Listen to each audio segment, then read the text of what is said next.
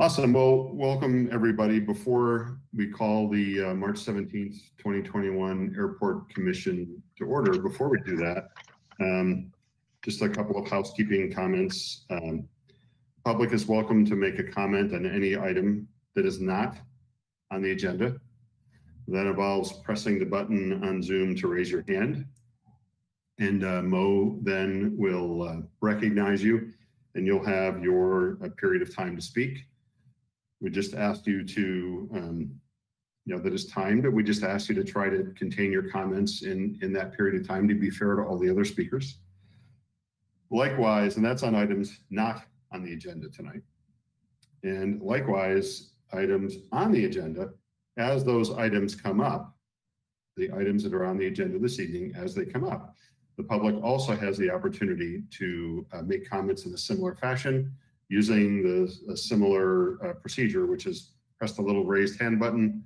Mo will recognize you, and just don't forget to unmute yourself. Or actually, Mo, do you unmute them or do they unmute themselves? They unmute themselves. I am only able to mute the entire group, and I generally don't do that unless there's a lot of background noise. So if they're unable to unmute themselves, they might try going back out and coming back in. Okay, terrific. And then lastly, I think people who are participating in this are aware of this, but there's a consent calendar. Those are typically multiple items on the agenda that are considered pretty routine to very routine to extremely routine. And we try to kind of just in order to conduct business efficiently, we try to cover those all at the same time. I'll hit each item individually and then ask if there's any public comment or any commission member questions. And if not, then we'll go ahead and vote on that. And that's what the consent calendar is all about. And then lastly, I have put my phone on mute so I'm not interrupted. And it'd be great if everybody did the same. So with that, I will call the March 17th, 2021 Airport Commission meeting to order and ask for a roll call. Mo? Commissioner Hopkins. Present. Commissioner Goodman.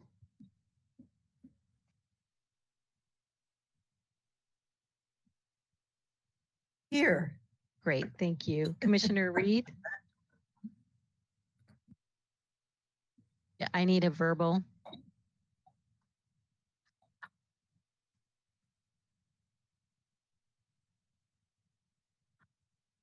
Apologies, here. No problem, thank you.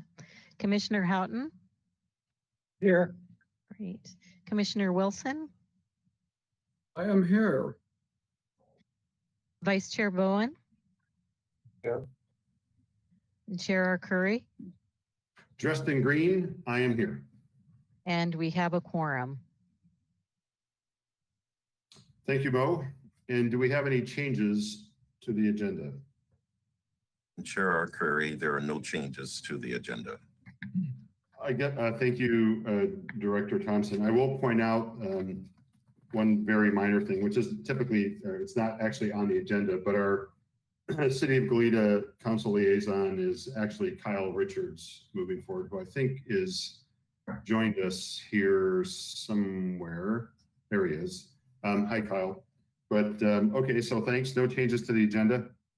And in terms of notices, that on Friday, March 12th, 2021 at 5 p.m., the Airport Commission Secretary, the wonderful Mo, duly posted this agenda on the bulletin board at the airport administration.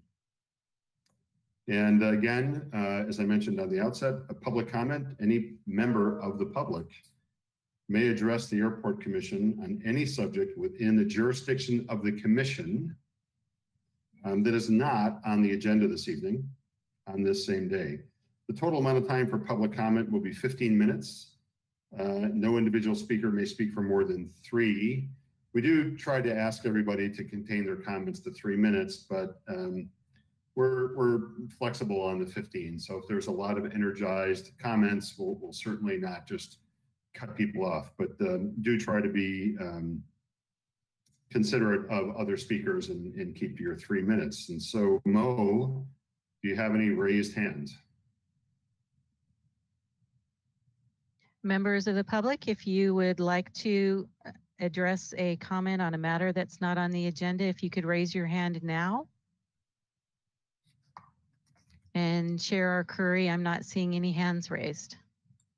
Okay, well, given that there's no hand raised, we'll move on to item number 3, liaison reports. And first up is the City of Santa Barbara Liaison Council Member Eric Friedman. Good evening, Eric. Good evening, everyone. Eric Friedman, City of Santa Barbara City Council Liaison.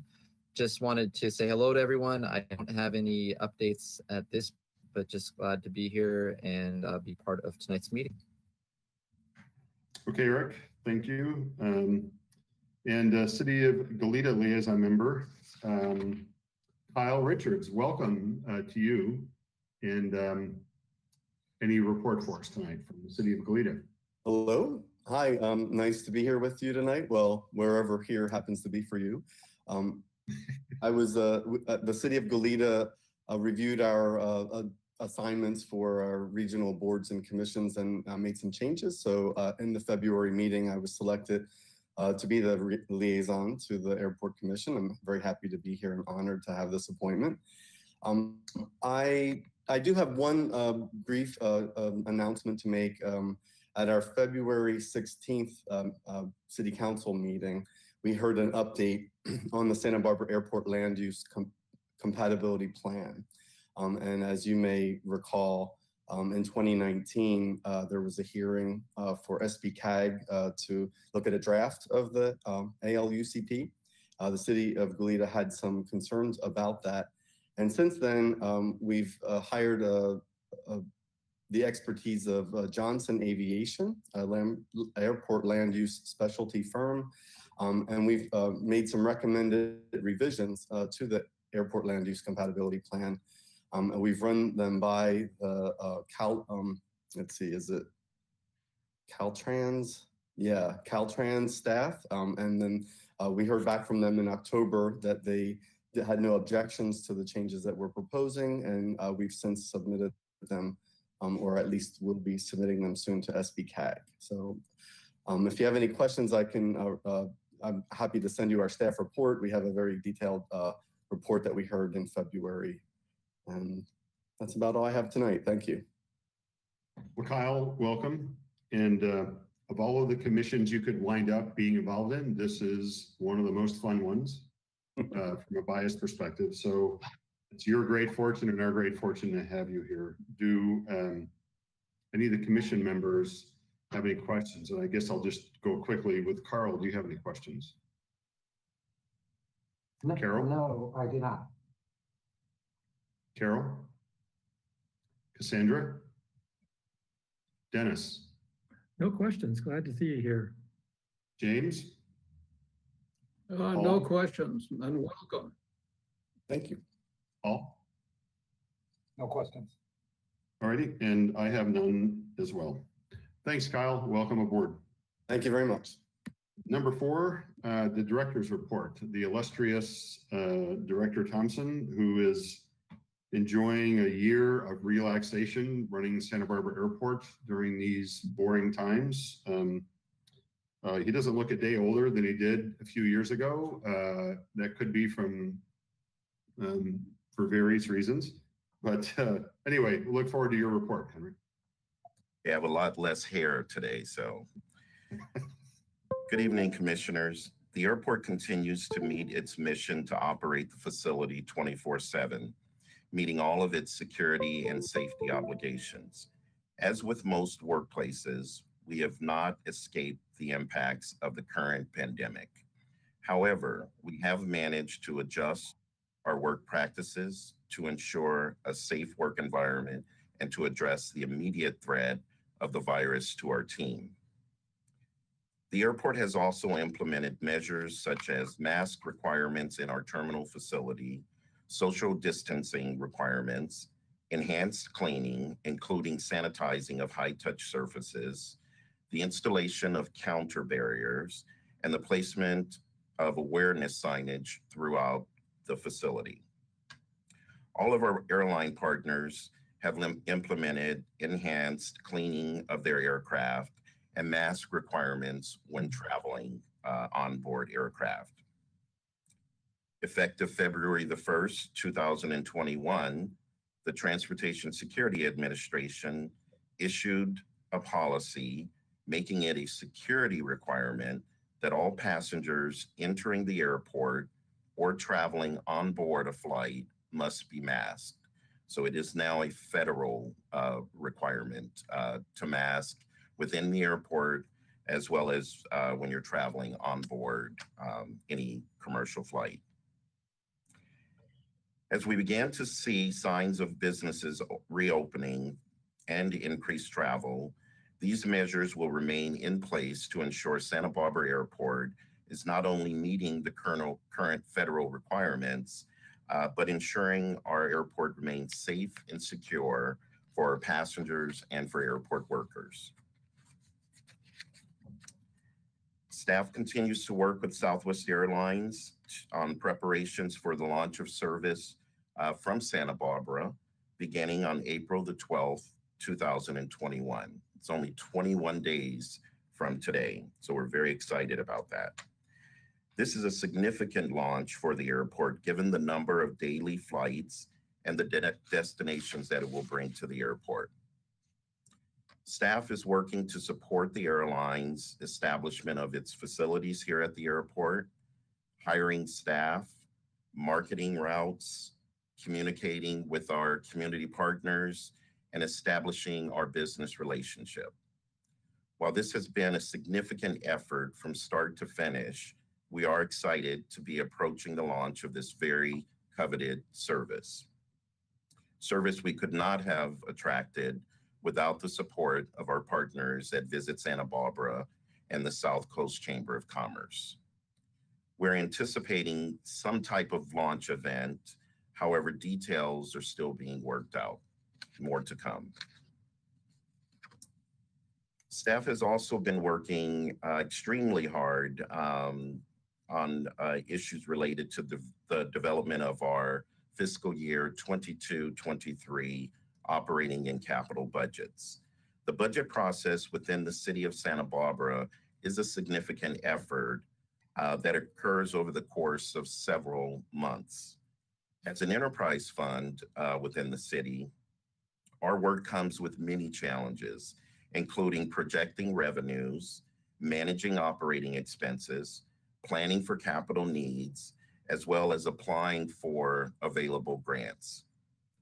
This year's budget process, as with last year, comes with additional challenges related to the COVID-19 pandemic and with the resulting impacts of that pandemic, which will continue to affect our business going well into the next year. This includes reduced passenger travel and uncertainty as to the rate of recovery and how quickly we will recover to 2019 levels, which was our historic high. Despite the uncertainty, we are beginning to see positive signs of recovery that give us reason to be optimistic. For planning purposes, the Commission can expect an overview of our current financial position at tonight's meeting. A Commission budget subcommittee meeting will be scheduled in the month of April. Final budget presentation to the full Commission will also occur in the month of April. And then staff will present the budget to the full City Council in the month of May. And then City Council typically approves the budget in June. And with that, I would refer to business development. Any additional comments? Thank you, Henry. I think you pretty much summarized the focus of our efforts right now.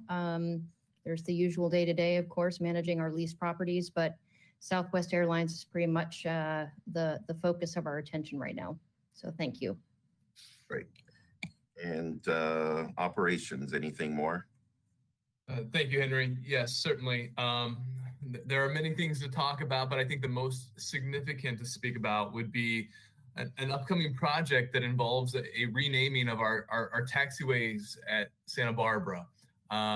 This is probably especially of interest to our GA community as well as our air carriers. But as part of Engineering Brief 89 that was published, I don't know the exact date. I want to say 2016 was the year. That is requiring us to update all of our taxiway designations. This is going to be a significant undertaking.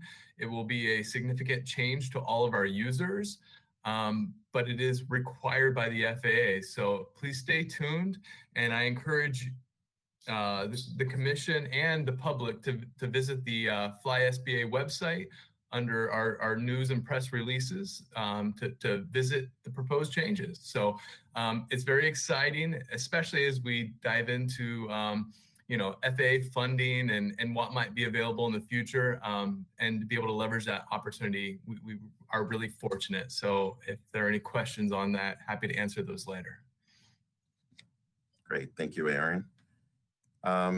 And I would just share with the commission that our manager of facilities position is still vacant. However, we are engaged in the recruitment process for that position now, and we're hopeful to find a great candidate to fill that position soon. And with that, that would conclude the director's report. Okay, thank you, Director Thompson and Deanna and Aaron. Just going down the list, Mo, I don't remember, do we do public comment first, or do we do questions for the commission first? Do you remember what we're doing? You do public comment on the director's report first, and then, yeah. Okay. Well, with that, thank you, Mo, for doing my job. Members of the public, if you would like to make any comments, those 3-minute comments on the director's report, please press the little button that you see Mo describing there on the screen to raise your hand, and Mo will recognize you and start your 3-minute timer. Mo, I'll pause for a few moments and wait for you to let me know if anybody is frantically waving their chat icon.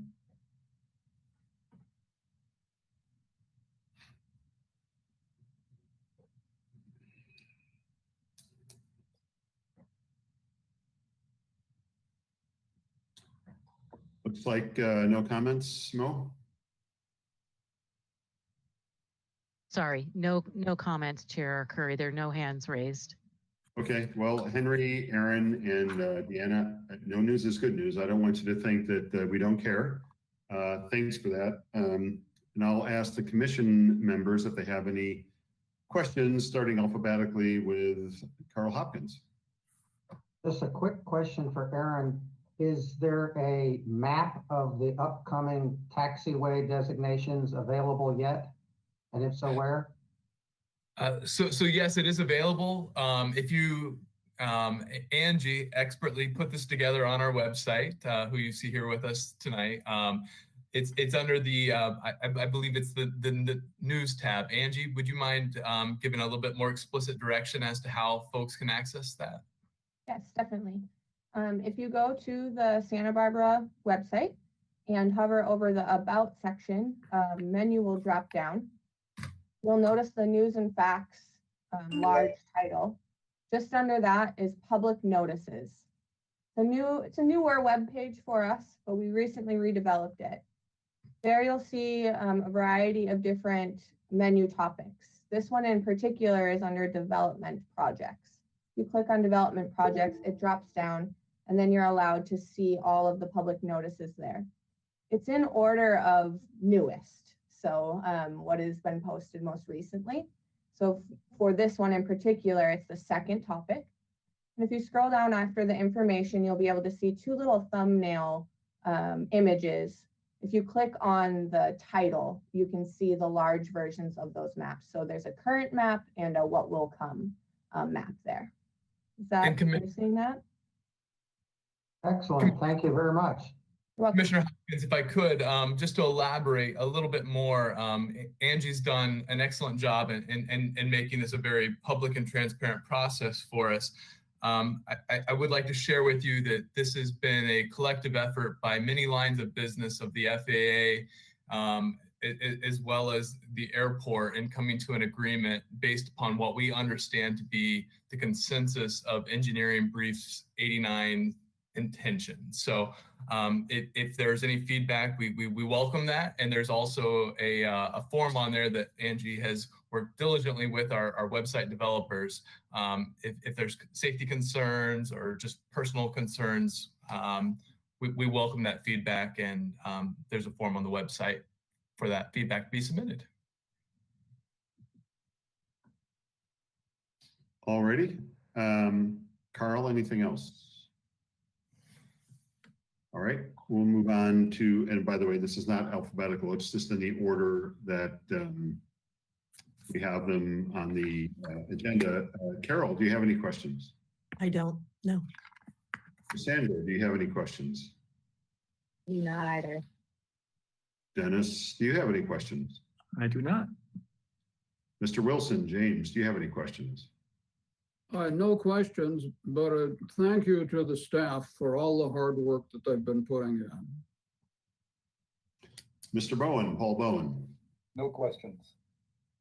Alrighty, and Craig, oh, that's me. Okay, I'm talking to myself. I do have three quick ones. On the business development section, I think this goes to Deanna. Are you at liberty to say what carrier you anticipate will be launching the anticipated service to San Diego? Yes, actually, I can address that. That the service to San Diego is currently scheduled for, I believe it's June 18th launch, and that is Alaska Airlines. And they proposed this service last year, actually, and we've had to kick the ball down the field a little bit from November to March to now June. But our latest communications with the airline is that 3 times will be a charm, and that this one is going to stick for us. So we're looking forward to that. Awesome, thank you. Second, actually, I'll scratch the second question because of the map I'm looking at of the taxiways right now. So thank you, Angie. And then lastly, Director Thompson, is the wonderful Pete Concepcion currently filling in as the, in the empty position of this, what is it, facilities? Yes, sir. He is our acting facilities manager, and he's doing a great job for us. Yes, okay, fantastic. Thank you. I don't have any other questions. So we can move on to the consent calendar.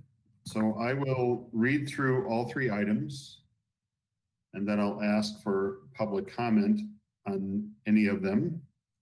And if I hear none there, I'll ask the commission members if they have any questions on the consent calendar. And if not, we'll just cover that with one motion, which would be the most efficient. So on the consent calendar, item 5, we have a recommendation that the Airport Commission waive the reading and approve the minutes of the commission meeting that was held Wednesday, January 20th, 2021. For those who weren't aware, the February meeting was canceled. Item number 6 on the consent calendar is the property management report for 2021, and the recommendation that the Airport Commission receive the monthly airport property management report. And item number 7 is a, just Deanna, what you would say is a garden variety lease agreement with Soft Logic Inc., doing business as TechFin Medical.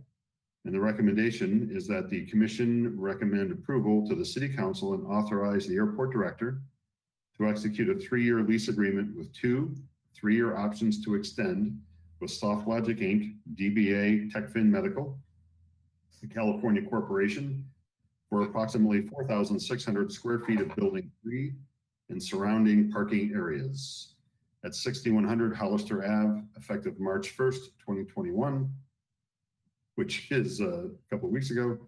for a monthly rental of $7,820, exclusive of utilities and common area maintenance charges. So those are the 3 items on the consent calendar. And Mo, I'd like to ask any members of the public who are compelled to make public comment on any of those 3 items to go ahead and wave the little chat icon.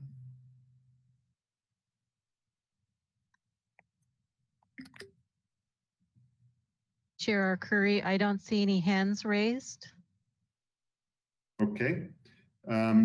Rather than go down the list, I'll just, do we have any airport commissioners that have any questions on the consent calendar?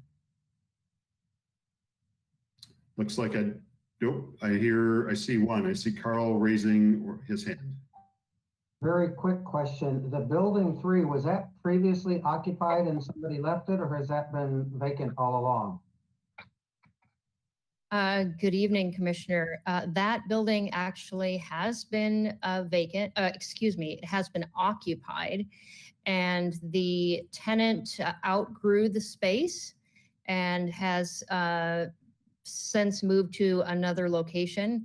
Of course, they were under a lease agreement for a more extended period of time, but we were very fortunate to find a new tenant that was looking for a long-term tenancy. And so we are making that transition now. Excellent, thank you. Okay, seeing no other commissioners with questions, I would love to entertain a motion to approve the consent calendar. So moved. Looks like I have Mr. Wilson. Carl beat you to the motion, but second place is almost as good as first place, if you might care to second that. I'll accept the second place and second it. Okay. Yeah. And all in favor, and I'll go down the list in the same order I have been. Please identify with a yay or nay or yes or no. Carl Hopkins. Yay. Carol Goodman. Yay. Cassandra Reed. Yay. Dennis Houghton. Yay. Jim Wilson. Yay. Paul Bowen. Yay. And Craig Arcuri, myself. Aye, yay, yes. Alrighty, that dispatches with the consent calendar. Now on to administrative reports. And a subject I think everybody who uses, could use, might use, or could be marketed to use. We're about to enjoy the Southwest effect, where people will be coming just because they're loyal to Southwest. Nothing against the other carriers who serve our airport. So I'd love to receive the administrative report on the Southwest Airlines launch marketing. So tonight we have Angie Doss, who's going to share with us the marketing effort for Southwest. Angie. Hi, thank you, sir. And thank you, commissioners. Good evening. Thank you for having me. I appreciate it. I'm going to give you an overview of a marketing update. Oh. Angie, let me pause you just for a minute. Yeah. If Tabor were here, she'd be whacking me with a ruler right now. The recommendation is that the commission receive a presentation about the Santa Barbara Airport marketing program in support of the launch of new air service with Southwest Airlines. Okay, Angie, please, we'd love to receive that. And just one quick, Tava is on the line as well, so she's watching. Oh, geez, I'm going to be in trouble. Okay. She joined a little late, but she's here. Well, then she can't talk because she joined late. Kidding. Go ahead, Angie. So I'm here to give you a little bit of a marketing update, and we'll be talking about a few different things here. Well, you can go to the next slide, please. So we actually have two congruent campaigns going on out of the Santa Barbara Marketing Department. One is our SBA branded marketing, and secondary our Southwest specific brand messaging. So the SBA brand messaging is a continuation of what we presented and what you saw over the summer months. We just updated some of our colors and some of our messaging to match the current climate and how that's changed because of the pandemic and those effects. You'll see some examples of both the SBA brand messaging and the Southwest messaging throughout this presentation. So just a reminder, if you forgot, we will be starting service with Southwest on April 12th. And we have already started the work for the marketing with Southwest and their team. That started in January with our announcements and our on-sale messaging. And then coming soon in the 4 weeks prior has started and will continue through that launch date. And then the Fly Now messaging will come then. We have $100,000 specific media budget for the production and the fees of the creative around this and the implementation. And we're doing this work in extremely close partnership with our Hill Tech agency and with the Southwest teams. There's several different teams within the Southwest bigger team working on marketing and brand and whatnot. It's quite the process and it's quite the learning curve for us, but it's actually pretty awesome and a great learning opportunity for us. So next slide, please, Mo. So we have several strategies that we're utilizing for these 2 parallel marketing campaigns, and specifically with Southwest, very much a digital forward marketing campaign here. And this is to really pinpoint the people in our catchment area that are looking to travel. We're also utilizing offline media and mass awareness through market buzz and with new and existing partnerships, and I'll explain those partnerships here in a moment.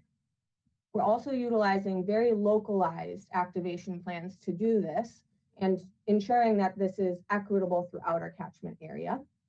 And then finally, we are establishing some frameworks to capture data, not only on our end as we normally do, but now in partnership with Southwest, because as many of you probably know, you book right through southwest.com. And so many of, especially the digital ads, the click-through pieces, those will just go right to southwest.com versus coming through our airport website, which we're traditionally doing with some of the other airlines. So next slide, please, Mo. And so some of our tactics here. So this is a little bit of an outline for you. So our online video and digital displays. These, again, are targeting the constituents in our catchment area that are looking to travel, searching for travel, whatnot. And we have different partnerships through this. These are all our current partnerships. So through our SBA brand messaging, that is our Sojourn, Expedia, and Newshawk. And then Southwest will utilize Sojourn for this as well. And again, I'll be showing you some examples of what these look like. So for our broadcast media with our Santa Barbara brand, we'll be continuing our partnership with KEYT, great partnership there. And we'll be utilizing them for our Southwest messaging as well. And we'll be starting some new partnerships with radio in all 3 counties in our catchment area. So Ventura, Santa Barbara, and San Luis Obispo. And then, of course, many of you have seen a lot of the media and broadcast that has been happening already around this exciting event. And we will definitely have all of our media partners involved on the day for our launch event as we continue to plan that and make those details known to them. Then our outdoor advertising, this is only for our Santa Barbara brand messaging. But what's pretty awesome is that we're starting a new partnership in Ventura for our bus sides. So many of you have seen our bus sides here in Santa Barbara. They always look really great. It's kind of a special thing in Santa Barbara because we stay very clean. We don't have much weather here, and they're nice, very nice, big, bright pieces on very clean mobile transit that we see around town. So we're excited to bring that brand and that messaging to Ventura. And then we will be doing some terminal-specific Southwest marketing that you'll start to see, one of which, as you can see depicted in the graphic on here, we will have a new tower banner. So I think many of you have seen those beautiful cloth tower banners that we have for different events throughout the year. We will be having one that will welcome Southwest to our terminal, hanging out there, and it'll be ready for launch day. And then we also will be working with our partner that helps us with our media campaigns within the terminal called Clear Channel, where there will be some digital displays and print inside our terminal as well. That's specific to Southwest branding.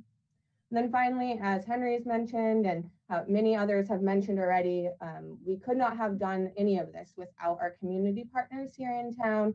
So our South Coast Chamber and Visit Santa Barbara, we are working with them diligently to be putting out different marketing pieces. One in particular, I'll show in an upcoming slide that will go into the South Coast Chamber newsletter.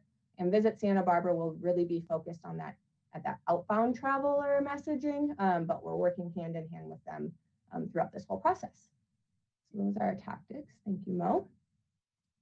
So we have a couple online videos. Right now, all of our Southwest online videos are still in production. This little Our Hearts Beat Strong and SBA image here will actually be a printed physical poster that we'll use on our launch day. So that's a piece of material that will be in our terminal and at our launch event. So that's kind of fun. And then for SBA, we have one that is produced with our new messaging. And Mo will play that for us here. All right.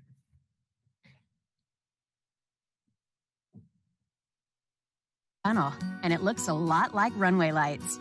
So when you're ready, we're here with 16 daily nonstops and plenty of space to spread your wings. Santa Barbara Airport. Depart differently.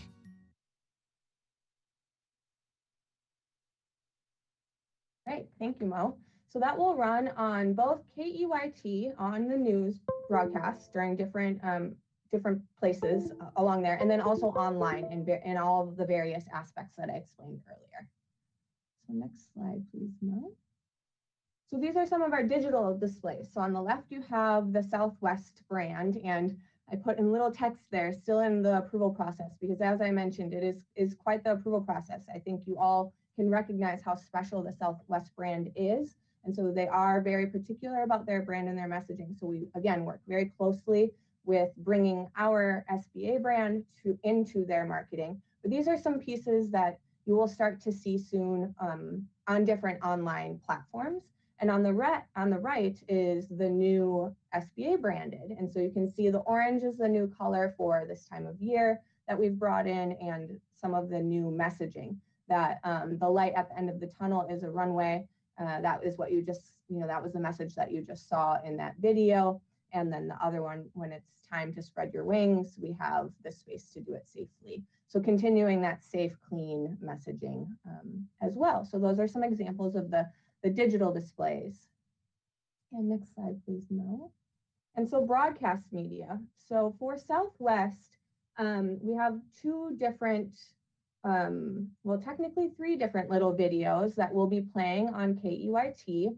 And the first two have a pre and post launch message. They're very simple. And the little screenshot that you can see right there, that's all that the visual message is. It's just our logos together. And then it's just a very simple message that Southwest is coming soon. And then now Southwest is here, so book now. But the one that I want to play for you is the weather spot for KEYT. So Mo's going to play that video for us.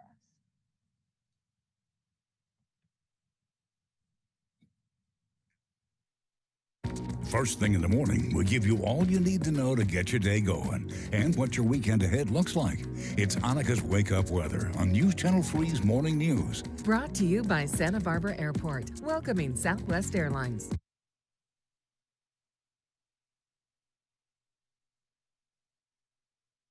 I think the last few seconds might have cut off there, but it said, brought to you by Santa Barbara Airport, welcoming Southwest Airlines. So that's going to be a special, obviously you saw early morning weather piece that will come in on KEYT. So that'll be really great. That'll start getting people's awareness out there as they're watching their morning news and whatnot.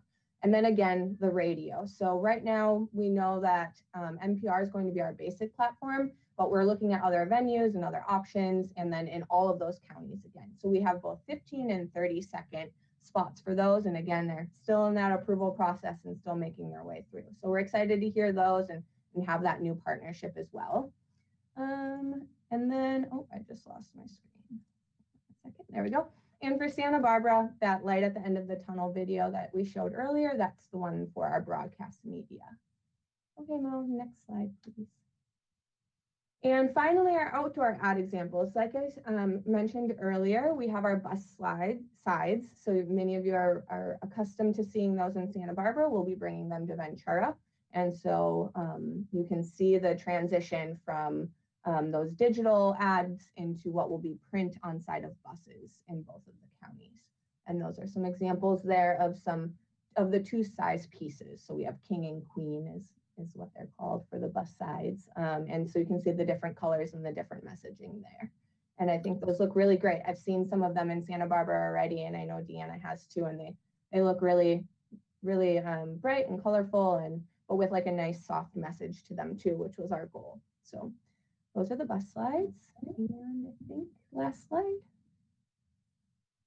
And that is the end. That's the final, that image there is the other physical poster that we'll have on launch day to welcome the passengers as they come in and as they leave, and let them know that Santa Barbara loves them and that we're happy to have them on Southwest. So that is a look into what is going on in marketing and our media. Of course, also, I just will mention really quick, all of this will also be on our social media platforms. So as we do different events and as we launch different campaigns, we'll put that all out on our social media, and that's Facebook, Instagram, and Twitter. So that said, I'd take any questions now or whenever is appropriate. Well, Angie, thank you very much for that. And also reaffirming that marketing people are the most fun. No insult to all the wonderful airport staff we have. Before we get to commission questions, Mo will ask the public to press the chat hand or the waving hand if they have any public comment on this item. Members of the public, if you want to make a comment on this presentation, would you please use the raised hand icon to let me know? And Chair R. Curry, I'm not seeing any raised hands. Alrighty, well with that, then we'll move on to the commission members, starting with Carl Hopkins. No questions. Excellent presentation, and I like what you've done. Thank you. Carol Goodman. I do not. Cassandra Reed. Yeah, I've got a few quick questions for Angie. Really love what you guys have done. It's really fresh. Out of curiosity, the choice in pink and blue, are those the airport's brand colors, or has that been chosen in congruence with Southwest? No, so these colors were chosen back in the summer when we first launched this campaign, Fresh campaign. And the blue is a hue of the Santa Barbara blue. And then we matched the colors, the greens and the pinks, and then the new color, the orange, to bring that in, back in the summer, we were missing Fiesta and wanted to have that summer vibe and feel while still staying fresh with the brand. And so that's where those colors came from, and the orange one is new. Got it. The other question I had was for the targeted marketing, you had mentioned Sojourn. What is Sojourn? Yeah, so Sojourn is actually an online platform that hosts the digital aspect for us. So they're very well known. They're focused on travel, and they do a lot of just very specific campaign marketing. They have a really great website if you do want to learn more about them. I'm also just happy to talk about it offline anytime as well. But they're a leader in that digital online platform, and we've had great success with them. The data that they provide to us and the engagement that they offer to our catchment area community has been really fantastic. But that's so they'll be creating apps and whatnot for YouTube and social media channels and that type of thing? No, they target mostly websites and other areas. So I don't know that they necessarily utilize social media, but we do some targeting social media ads as well. But that's separate from the Sojourn platform. Okay. Cool. Thank you. Yeah, of course. Okay, Dennis Houghton. No questions, but it looks like a great campaign. Good job, staff. Jim Wilson. No questions, but it seems like a very thorough report. Thank you. Paul Bowen. No questions. And no questions for myself either, except Aaron, I saw you shed a tear when I shouted out the marketing folks. So airport operation folks are the second most important. Thanks for keeping our airport operating well. Henry, just a point of order. Did you say Tava is with us somewhere here? Yes, sir. Yeah. Yes. Tava, I have a question which I'm embarrassed to ask, but they say there's no stupid questions, so I will anyway. It's an item with a recommendation. That's not really in play here to take a vote on getting a report, correct? Right. Sure, Curry, that's correct. We're just receiving a report this evening, so no action is necessary. Did just want to confirm, it sounds like everyone wrapped their comments into their questions, so if that was the intent, as opposed to opening it up for comments by the commission members. Yeah, I opened it up for comments and or questions, although I may not have said that. Okay, thank you, Tava. Thank you, Chair Curry. You're welcome. Alrighty, well, with that, we'll move on to item number 9, which is a fiscal year 2021 mid-year financial report. Good evening, commissioners. Item number 9 on tonight's agenda provides a presentation on how we are performing within the current budget climate at mid-year. The current year's budget has proven challenging and was spurred by reduced revenues that are trailing projections we made last spring as we developed the budget at the beginning of this pandemic. At that time, despite having gone from record travel high to a record travel low within the matter of 30 days, we could not predict where this past year would take us or what the full impact would be. As our budget was approved last year, we cautioned the commission and council that our budget would be a work in progress throughout the year and that adjustments would be necessary based upon how the pandemic evolved. Throughout this budget year, we have made adjustments, including implementing budget reduction strategies, pursuing supplemental grant funding, and other measures to ensure stability. Tonight's presentation will update you on our performance and projections. As we move into developing next year's budget, similar strategies will be employed that will require flexibility in developing and managing our budget based upon where we are now and what we can reasonably project our business recovery to be. So with that, I'd like to introduce Jonathan Abad, who joined the airport team in December as our business services manager. Jonathan comes to us after working with the city for several years in the city finance department, and we're happy to have him this year to support us through the budget process and other business-related duties that he has at the airport here. So with that, I will hand it over to Jonathan. Good evening, airport commissioners. Can you hear me all right? All right. I'm Jonathan Abad, the airport's new business services manager, and I come from the finance department downtown, like Henry said, and I've compiled the city's budget for the past 12 years there. And I'm glad to be here now in front of you for the first time, and I look forward to providing you with all the financial information you need to make your very important decisions. Tonight, I'm here to give you an update on our fiscal year 21 mid-year financials. Fiscal 2021 starts in July 1st, 2020, and ends in June 30th, 2021. This mid-year report covers the first 2 quarters from July 1st to December 31st in 2020. In the report I provided in the agenda, I've explained the mid-year results as compared to the budget. Because we've included many cuts in the adopted fiscal year 21 budget in anticipation to the pandemic, it's also important to show key variances resulting from this pandemic by comparing the fiscal year mid-year results to the same period in the prior year. And that's what I'm going to be focusing on with this presentation tonight. It's important to note that in the first half of the fiscal 20, that we're comparing to, the airport was on pace for historic high until we saw the bottom fall out on the third quarter when the passenger count plummeted down to about 96% loss in April 2020. Now, let's start with a few key revenue indicators. Next slide, please.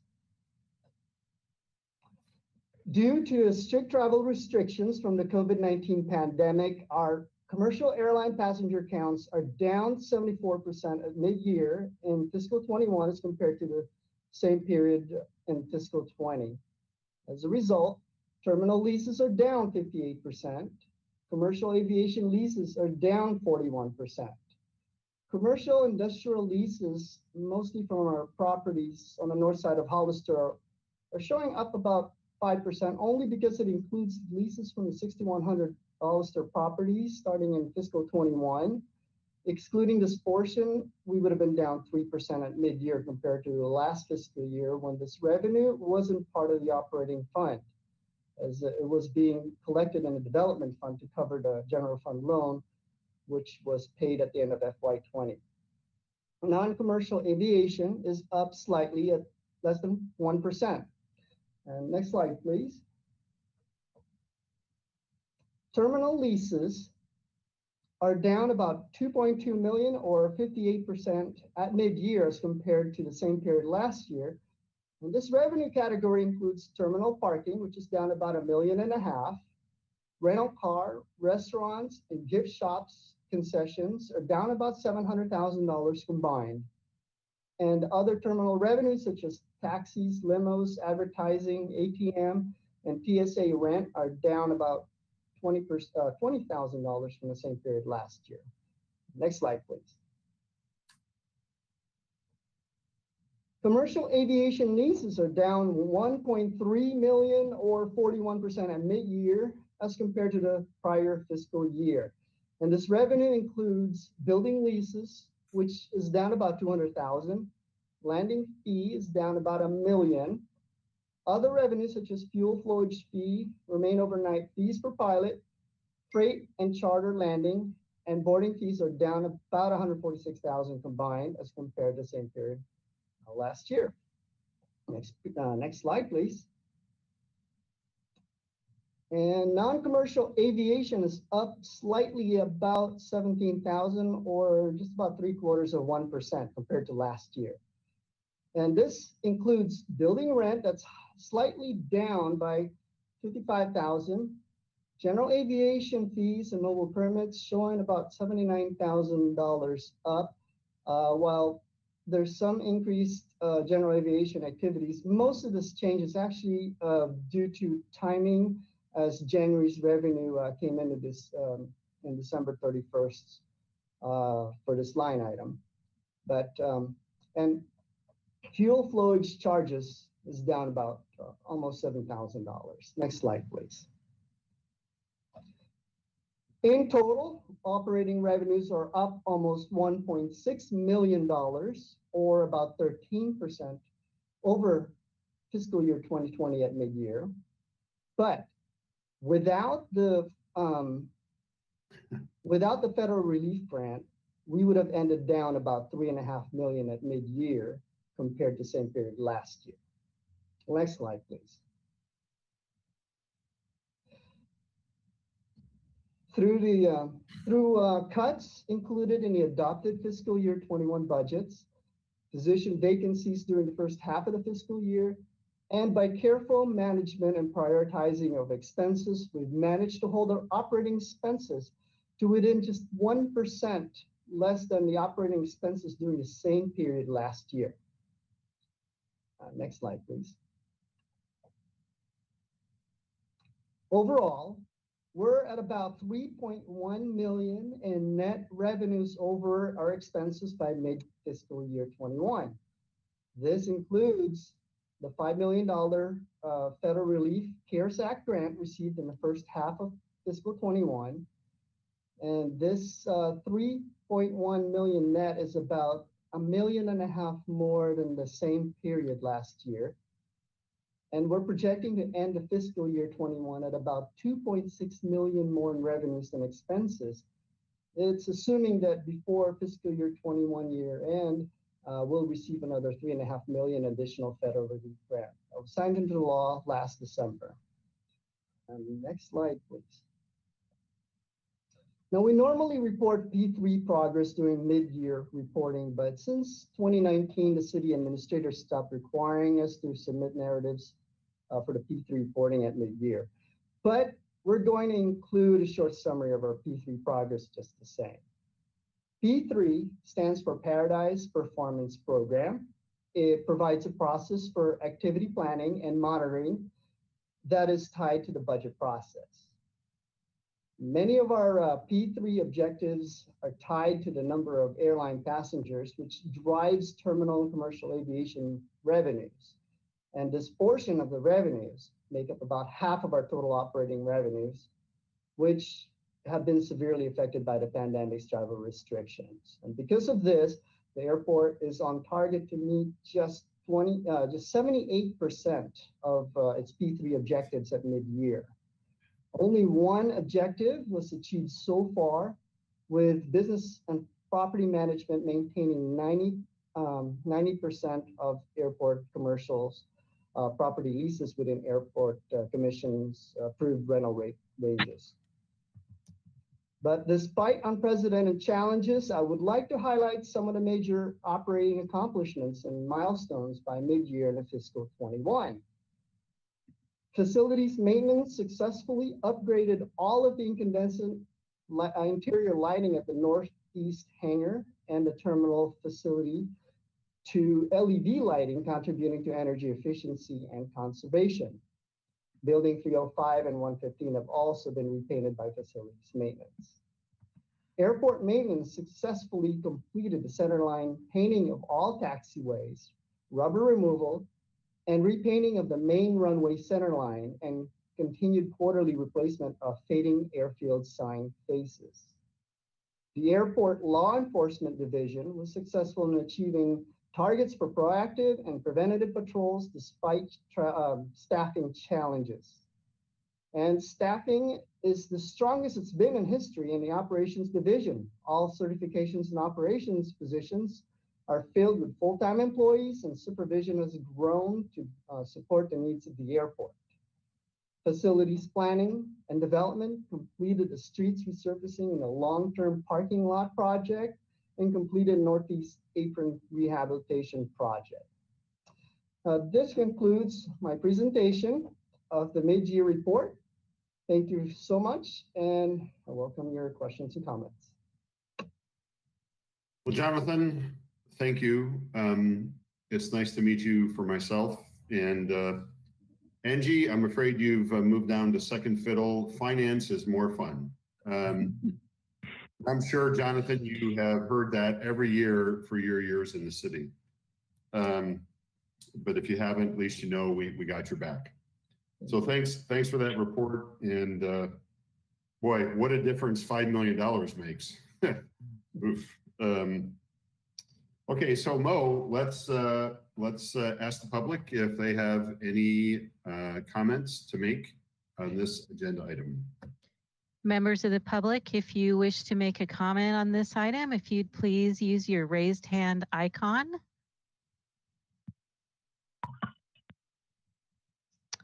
And Chair Curry, I do not see any raised hands.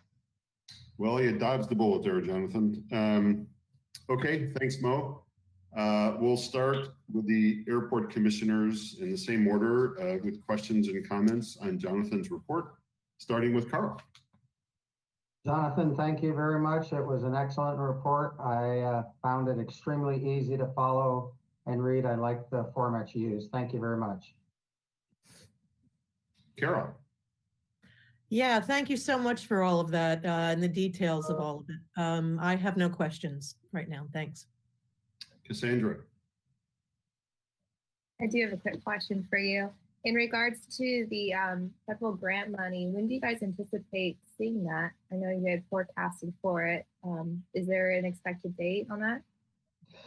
We're just in the process of executing the one that was approved back in December.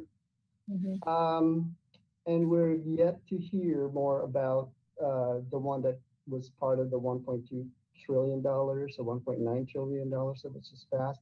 We're yet to hear more details about that. And maybe Henry could add if he has some information. Absolutely. Just for clarity, we've been fortunate enough to receive 3 federal grants since the beginning of this pandemic. So the first one was for $9.5 million, of which we allocated half of that grant towards supporting our budget in fiscal year 20.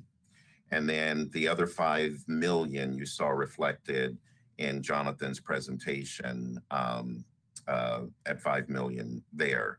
In addition to that, round 2 of supplemental grants, we just took that to the commission last week, and we have authority now to accept that. So we anticipate that the FAA will issue a grant within the next couple of weeks or so. And that's going to be for about $3.6 million. And then round 3 will be coming shortly, and that's probably going to add another $6.3 million to help us through the crisis. So very, very thankful for the federal support that has come through, not just for our airport, but for every airport in the nation that really needed the funds to shore up the shortage of revenues from the loss of passenger activity at the airport and all the related revenues that we normally have coming in. Definitely. Yeah, thank you. Henry, just a quick, before we go to Dennis, I think you may have misspoken when you said round 2 was brought before the commission. Did you mean the city council? City council, that's correct. That's what I thought. Okay, thanks. Sorry about that. Cassandra, did you have anything else? None. Okay, Carl, I'll get back to you. Dennis? Great job, Jonathan. Happy to see you on board. Great presentation. No questions. Jim? Yeah, the actual versus budget at mid-year is quite comfortable. But I have a question on the year-end projection. Is this the time to bring that up? I did mention that briefly that what we're ending up in year-end. I'll give it a shot. What's your question? Yeah, it looks like revenues are going to be 2.7 million below budget, and expenditures are going to be 4.9K or 409K below budget, which would suggest that we're going to be about 2.3 million negative at year end. But in the paragraph at the top of the page, it says that we should be about 2.6 million positive.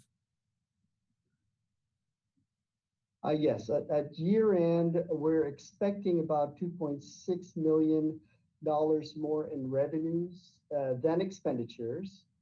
And the revenues are coming in at about 2.7 million less than what we had budgeted. And that's, let me see here. And it's, yes, and the expenses are coming in just slightly, about $500,000 under what's budgeted. Now, when we budgeted last year for FY21, yeah, we made some cuts from, I guess, we submitted a budget earlier in March before the pandemic, and from March through June, we made some adjustments to reduce some of the projections in the revenues and some cuts in the expenses. But still, we missed the mark. That's why tonight I was comparing it with the actual actuals from the first half of the fiscal year last year to the first half of the fiscal year this year, which is more of a substantiative, more meaningful, I guess, because the budget that we put together and adopted for 21 is really like we really didn't know what was going to happen. Well, it seems to be a conflict to me that we say by year end, we anticipate a surplus of approximately 2.6 million. Yet in the next paragraph down, we say that revenue is expected to be 2.7 million below the budget. That's because we have the federal relief grant.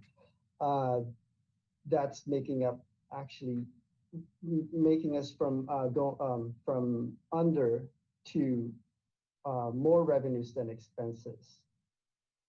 And like Henry mentioned, we have received $5 million in the first half of the federal relief grant, and we're expecting to receive another $3.5 million for the rest of the fiscal year. So that $8.5 million in fiscal year 21 kind of flip things around. No, I was mentioning that a lot of the revenues are down significantly, but the federal relief grant actually filled the gap and more. Hopefully carries us through to the next fiscal year or until we reach some recovery. Okay, so you're not including federal relief in the revenues? I am actually, and that's why in the revenues we're showing the projection at year end at $2.6 million, more than the expenses. And I mentioned in one of these slides, I don't remember what it was, where without the federal relief grant, we would have been, I believe it was like $3.5 million less in revenue than expenses. Okay, so you've got the federal bailout funds in the 2.6 million positive, but not in the 2.7 million below budget. So it would seem that you're not. Yes, it looks like in the budget. I'm sorry, go ahead. That you're not including the federal funds in the next paragraph down, where it says revenues are estimated to the end of the year at approximately 2.7 million or 27 million or 2.7 million below budget. So the federal funds are not included in that line. Actually, they are. It's included in the budget and the projection. It's just that in FY21 budget that we adopted, we were a little more optimistic, or you can say that in our actual projection in FY21, based on the first half of the fiscal year, things actually came in a lot less than what we budgeted. That's why at year end, projected year end, we're looking at about $2.7 million less than budgeted revenue. Because like I said, we were a little too optimistic even with the cuts in the adopted budget on the revenue side. Well, what concerns me is that we show revenue being below budget, but in the paragraph above, we say that we're going to have a surplus of approximately 2.6 million. There seems to be, in my mind, there's a conflict between those two numbers. Here, 3, 5. But I will trust that you have it right. Yeah, it's just the projection came in a little tighter between with the revenues and expenses, whereas in the budget we were optimistic on the revenue side, it's the optimism on the revenue side on the budget that's throwing us off, because we budgeted we budgeted with about $5 million. We're budgeting for $5 million in surplus, but we actually, the projections coming in at only 2.6 million. It's about half of that. And the difference is that we budgeted on the higher side on the revenues than what we actually we're projecting now for 2021. And again, I'll take a stab at simplifying it. When we developed our budget last year, we really didn't have a crystal ball, and so we were at the time being very conservative in how we projected our revenues.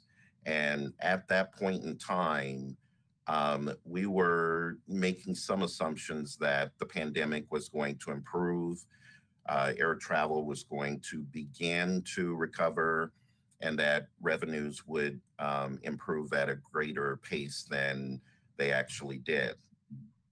That did not happen.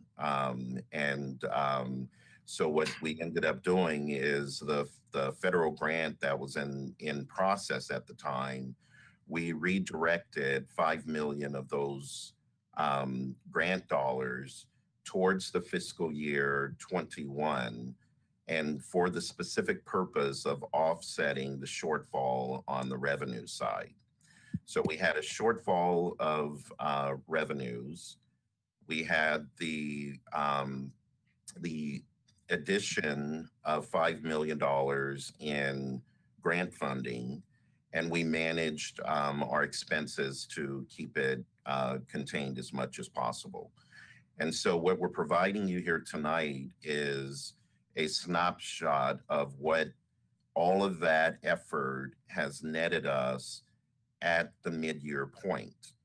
And then the additional information that you're getting is a projection, and that is exactly what it is, a projection of where we think we're going to be by the end of the year, assuming a number of things continue to occur, and that is revenues continue to improve. We get that additional grant funding, and we control those expenses.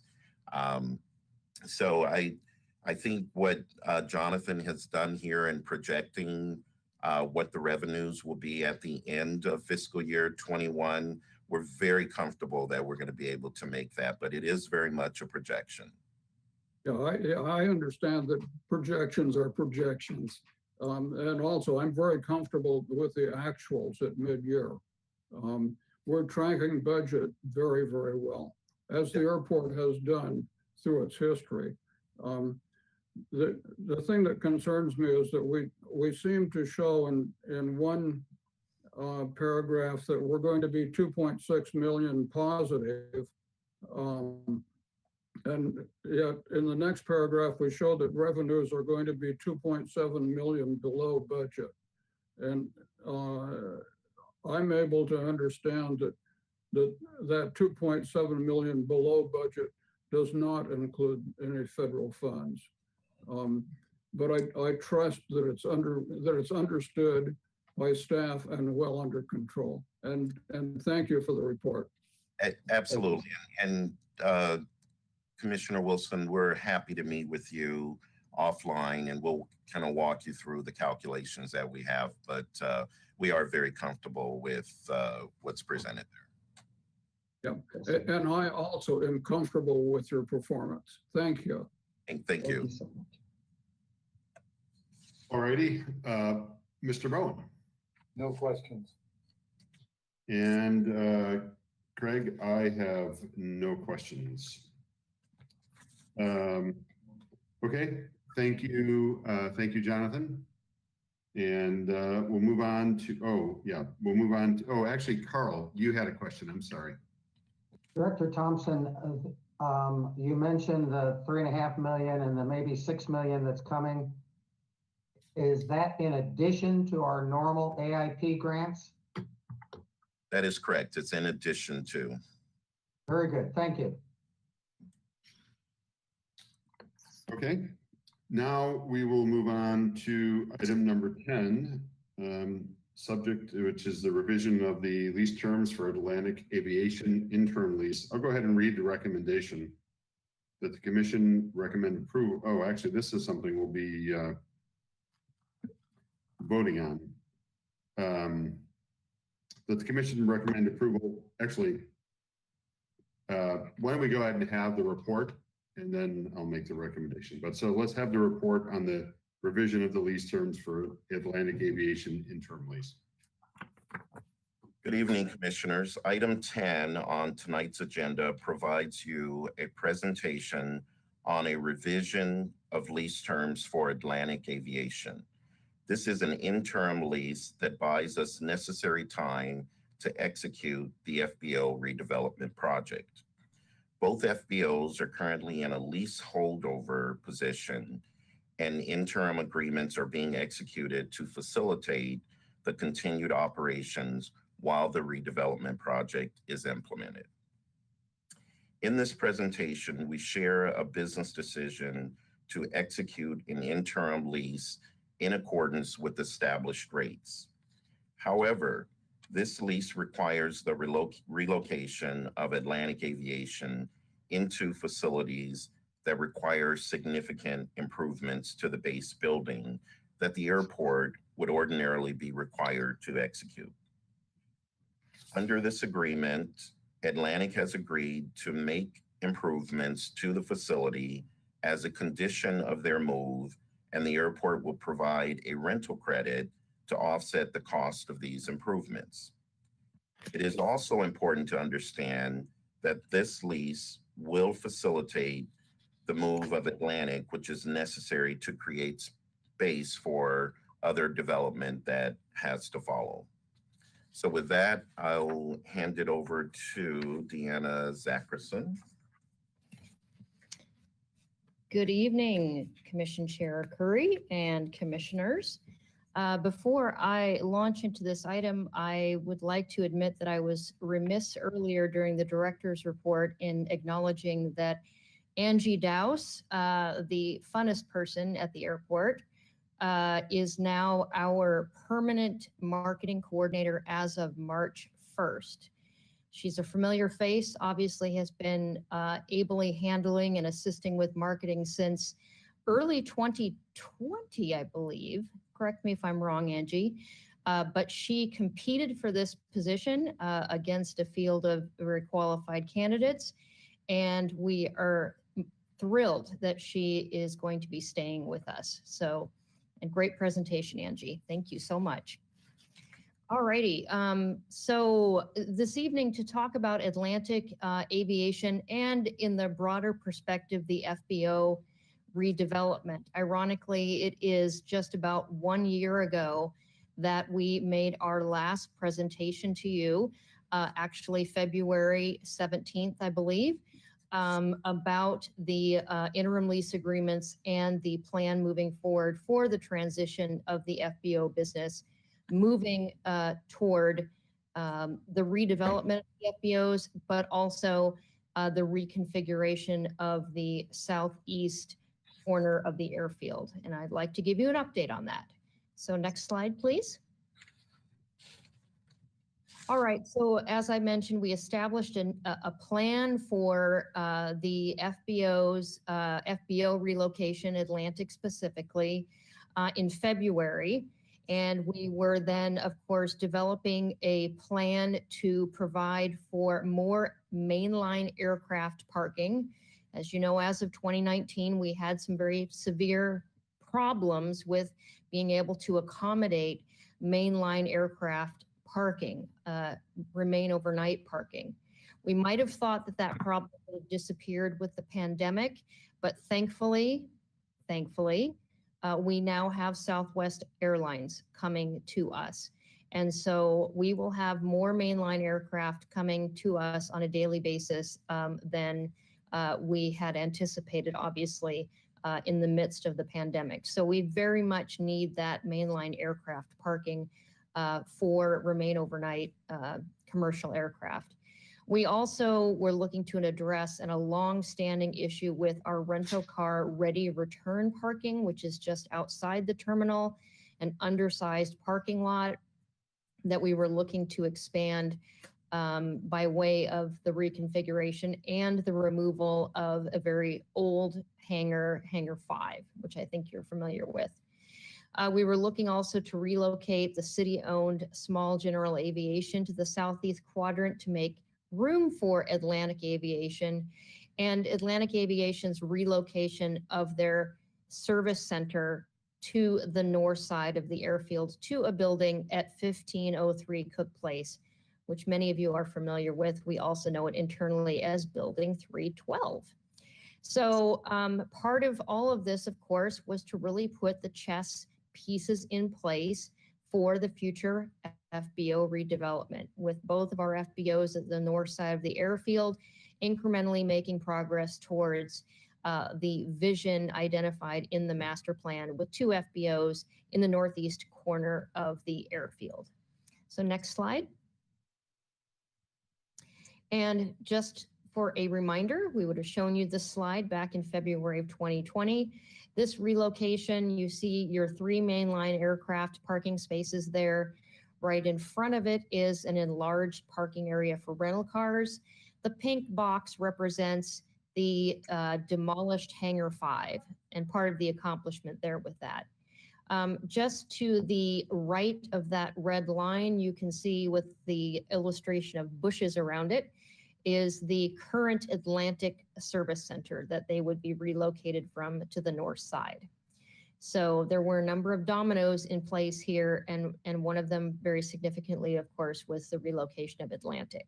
Next slide. Thank you, Mo. So intervening events, I think that could be the theme of the last year. Pandemic, of course, on the commercial aviation side, we sort of liken it to bailing water for the last year, and trying to juggle many of the challenges that, of course, Jonathan alluded to in the budget presentation, with drops in revenue all over the place, and just trying to maintain revenue streams and keep operations going as best possible. So the FBO lease agreements were at that point in time intended to go into holdover status, or they weren't intended to go into holdover status, I should say. They were intended to go into interim lease status that were approved in February, but instead at the end of May, with all of the issues that we were addressing, they did go into holdover status. Thankfully, towards the end of the year, of course, Southwest service was announced. And during this entire process, kudos to Atlantic Aviation for continuing on the path of looking for their relocation, looking at their relocation to Building 312 and the north end. So that due diligence, of course, was really looking at that building and preparing their design for it.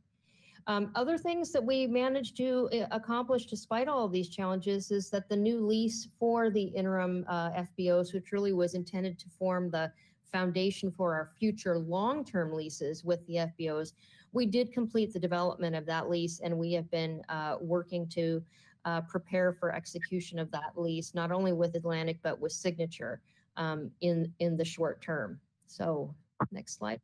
Thank you.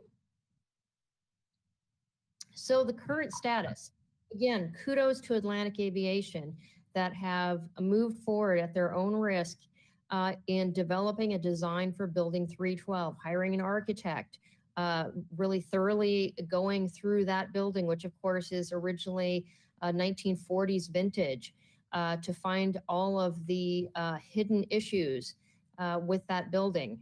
They've done a fantastic job. They submitted a building permit application right before the holidays, and at current pace, they anticipate issuance of a building permit sometime in the fall of this year. The construction timeline is about 9 months. I would add that that is roughly what was anticipated from the beginning, although we've added some time at the front end for asbestos abatement. So they will be abating some asbestos in that building. The estimated cost is $1.2 million. And that is, of course, in excess of what we had anticipated originally. Part of what has occurred with that design, and this is not an unusual thing to have happen, but when you go into a building of this vintage and start making improvements, you trigger a bunch of separate requirements to improve the building. So one of the specific improvements that I mentioned in the memo is the requirement to fire sprinkler the entire building. And that cost alone, and this is the space, not only the space that Atlantic will occupy, but the space next to Atlantic that will continue to be occupied by another tenant. So that cost alone is in excess of $100,000. So just a series of discovered issues with this building, but that cost we feel comfortable with, Atlantic feels comfortable with, and of course it really is making the building valuable to the airport in the long term by completing many of these improvements. It's going to be a fantastically leasable building once Atlantic Aviation has vacated it for whatever reason in the future. So next slide, please. So what we would like to recommend here, because of some of the issues that we identified here with the building and the increased cost to Atlantic Aviation to improve that building for its use. And I would like to emphasize that it is not an ostentatious plan by any means, ostentatious. It is a building that will definitely serve their needs and make some good upgrades to the building, but is by no means anything in excess. We, in our discussions with Atlantic, feel that it is fair to allow Atlantic an additional year as compared to originally proposed, which was 3 years, an additional year, a 4th year to amortize that investment. In addition to that, because the airport does not provide tenant improvement allowances, we are proposing a small rent credit over the term of that 4 years, a 10% rent credit, so that we are contributing some to the improvement of that building. The lease would actually commence upon their taking possession of the building for demolition. So in other words, the lease would commence, however, the rent commencement would not take place until they actually begin to use the building. So Atlantic is not paying rent in 2 places at once. They are making a capital expenditure, however, upfront before the rent commencement begins, and that rent credit kicks in.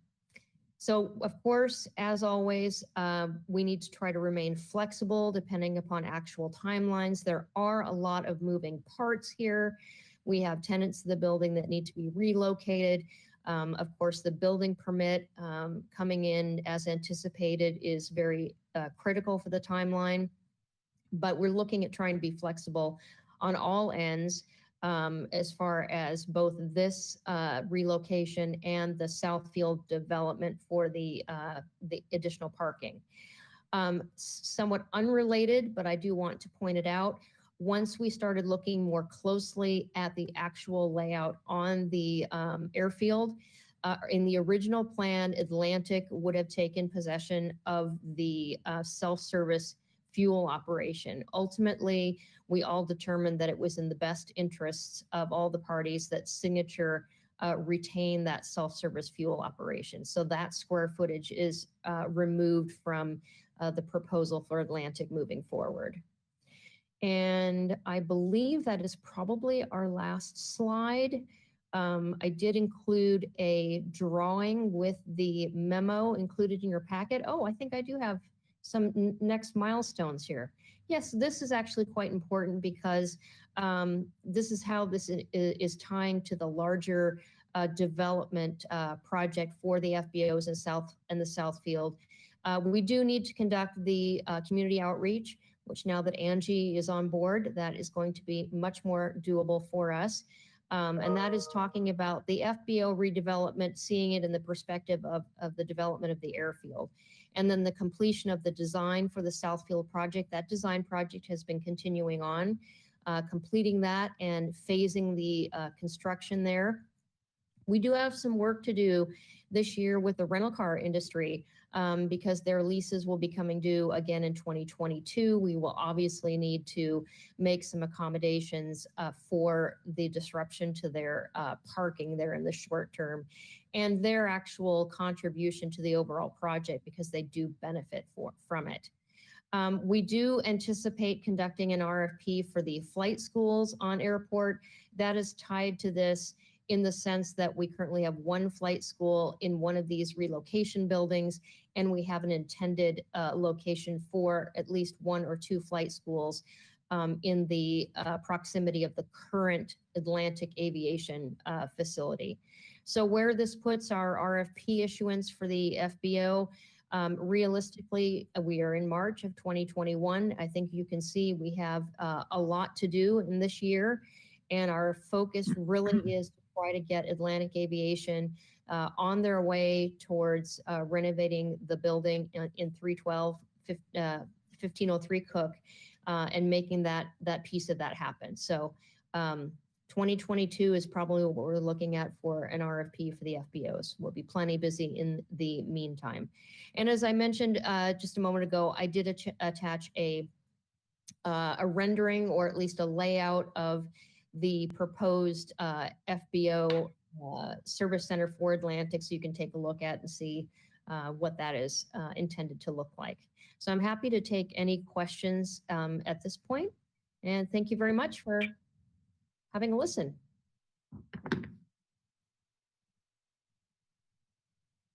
Okay, Deanna, thank you very much. I guess, Jonathan, you got demoted to number 2 again. I'm not sure where that leaves you, Aaron.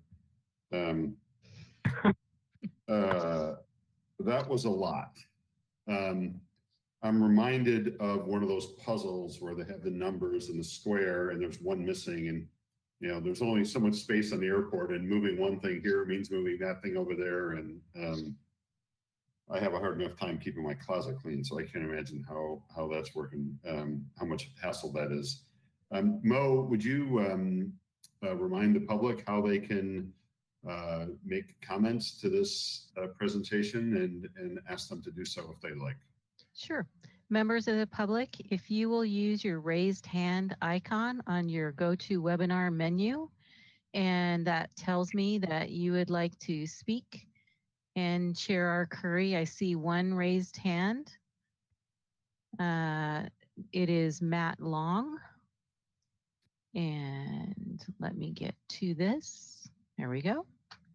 When you're ready, I don't see any other raised hands.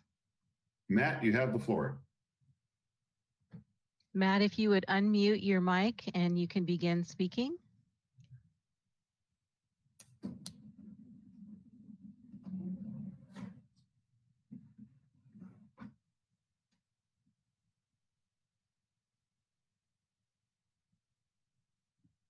Matt, you might be muted. There, I think he just came on. Hello, can you hear me? Yes, I can hear you. Wonderful. Good evening, commissioners and airport staff. This is Matt Long, General Manager for Signature Flight Support here, the other FBO at Santa Barbara Airport. I just wanted to express my support as well as Signature's support for this item. We applaud the staff in Atlantic Aviation for negotiating and moving forward with an agreement to relocate all FBO activity to the north side of the airfield, as we had originally envisioned in our master planning exercises. I think this will encourage continued GA growth and overall airport activity as we rebound from this past year. I also appreciate the future improvements it will lead to for GA users of our airport. I will add that Signature is excited to begin our discussions with staff in respect to a similar extension and opportunities to update our Hangar 4 facility as well. For those of you that aren't aware, we have been, I would say, facility challenged for many years due to the age and condition of our FBO terminal.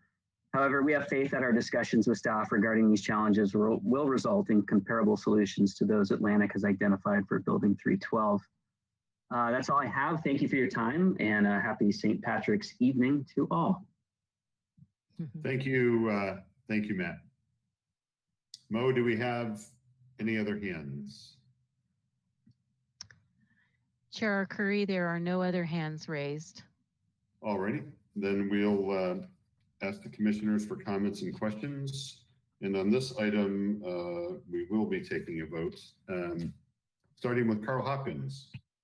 Questions?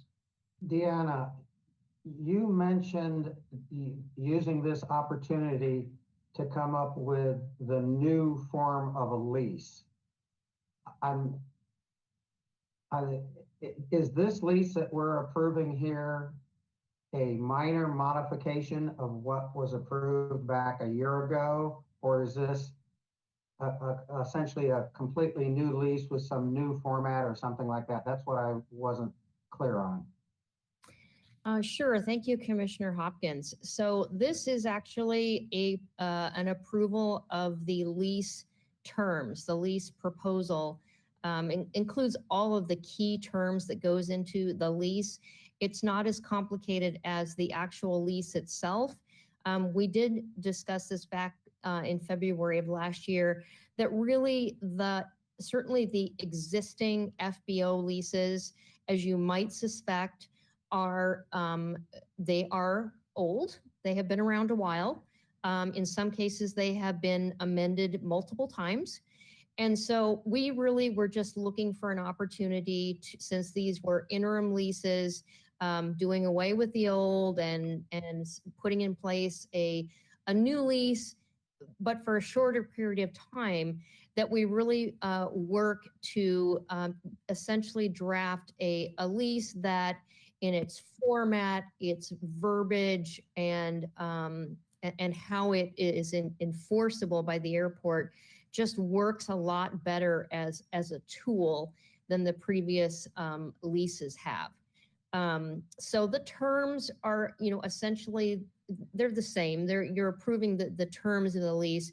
It really is just sort of our excitement to be able to have a tool to help inform how to administer the lease in a better way moving forward. So that's something that we worked with. You might recall we worked with our consultant firm that has been helping us with the FBO redevelopment in general to draft this new lease format.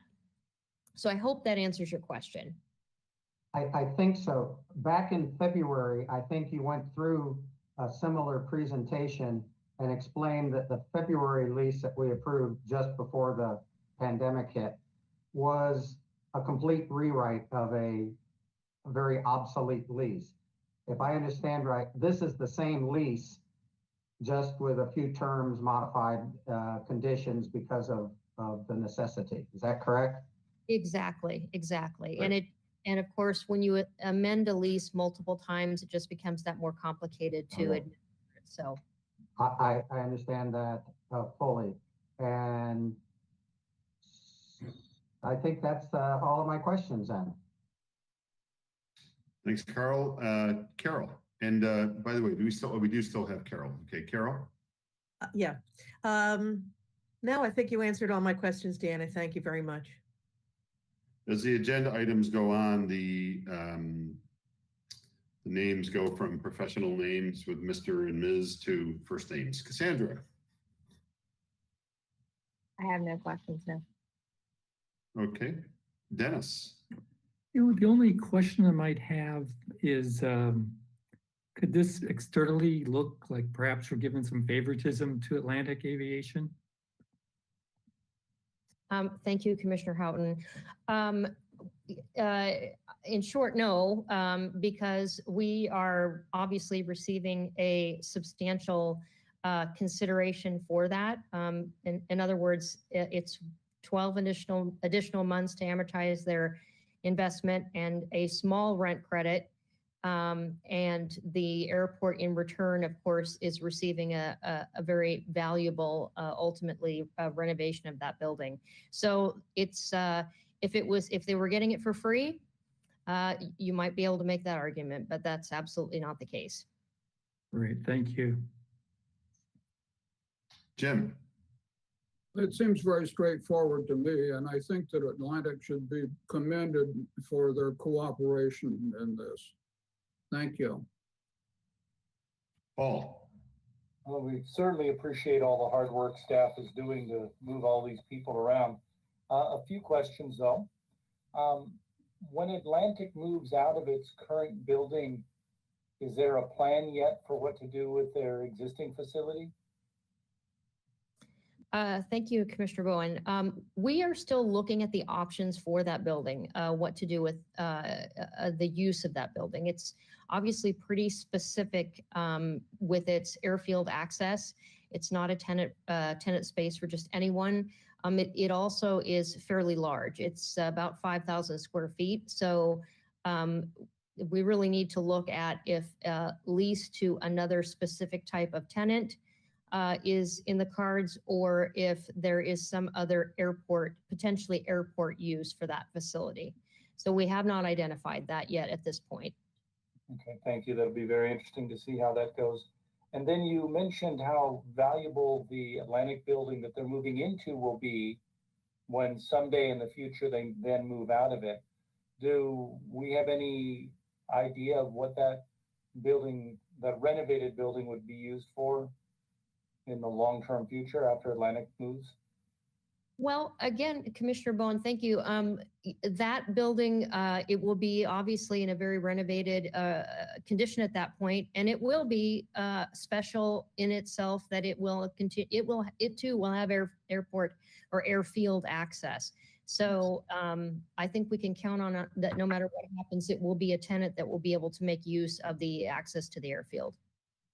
Okay, thank you. And then we have the existing tenants that will have to relocate out of building 312. When would they need to be out of the way? Or how will they know when it's time to go? Thank you, Commissioner, again for that question. So currently, all of the tenants, with the exception of the tenant that is intended to remain, are in holdover status leases.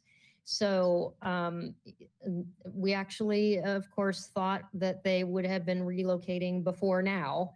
And in all likelihood, they are going to be in the building for the remainder of 2021. Much of it hinges upon the building permit for Atlantic. But our anticipation is that it is a likelihood that they will remain there until the end of this year or close to it. Thank you, Deanna. That's all of my questions. Alrighty, and lastly, me. You know, we have two great FBOs here in Signature and Atlantic, and two great general managers in Matt and Bree. And it's not hard to imagine how hard it is to run an FBO in very old buildings, and certainly in Atlantic's case, which both FBOs have to deal with. And then in Atlantic's case, picking up and moving and having the ramp reduced. So I echo everybody else's or many other comments about Atlantic's participation and patience, and also acknowledge the value that Signature and Atlantic bring to the airport. The three mainline parking spaces, are those remain overnight parking spaces or boarding? Oh, that's a great question, Commissioner Chair Curry. So they are initially intended to be remain overnight parking spaces.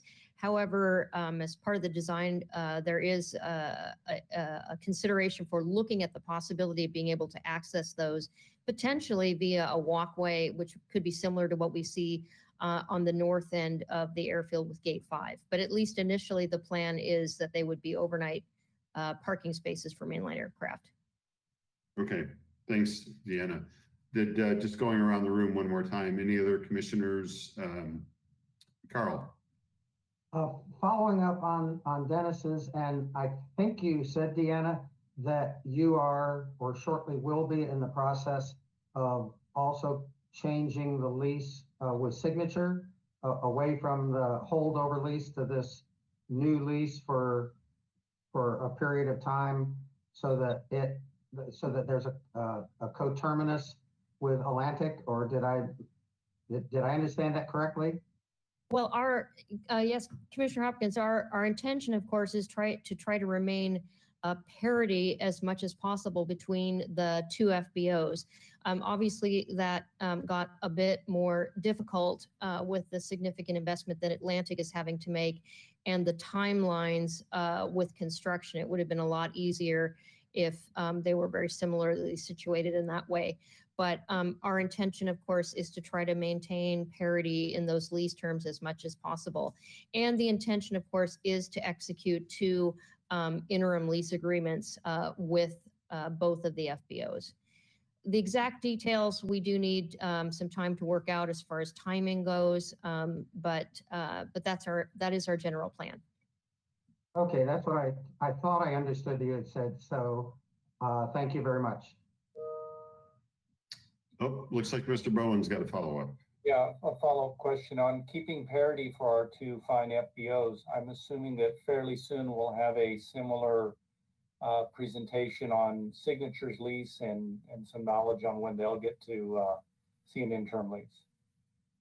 Yeah, Commissioner Bowen, so in February 2020, when we originally proposed the lease terms for both of the FBOs at the same time, they were at that point in time, there was exact parity between the two because neither FBO at that point in time was anticipated to be making a very significant investment in their facilities. Of course, that changed with the situation with Atlantic. I'll just say that at this point, we have been completely focused on Atlantic, and there aren't at this point any considerations or thoughts about improvements or changes to Signature's facilities that would necessarily lead us to think that there'll be changes there. But we'll need to come back to you potentially as things evolve. So there's not a change to Signature's position at all. They're staying as they are now. Not at this time. There's not a change. Okay, thank you. Alrighty. So on this one, I'll read the recommendations. The recommendation, and then I'll look forward to a motion along these lines, that the commission recommend approval to the City Council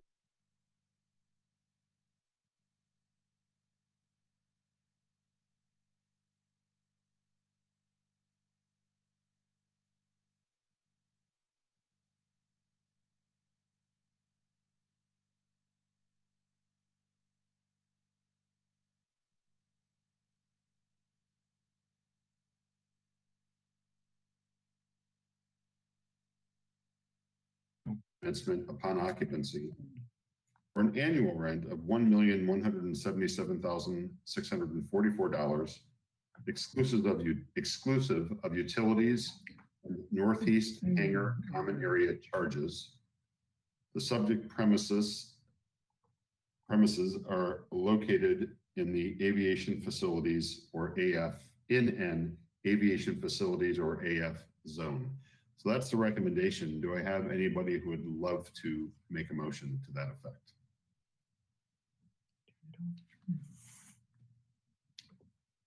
Paul, did you? I unfortunately was muted, but I moved to for that. We even heard you with the mute. So we have a motion by Paul. Do we have a second? I'll second that. And Carl will second it. So we'll go down the list. Yes, or aye, or yay. Carl Hopkins. Yes. Carol Goodman. Yes. Thank you. Cassandra Reed. Yay. Dennis Houghton. Unmute. I think we might have lost. Oh, there he is. Actually, I think we may have lost Dennis.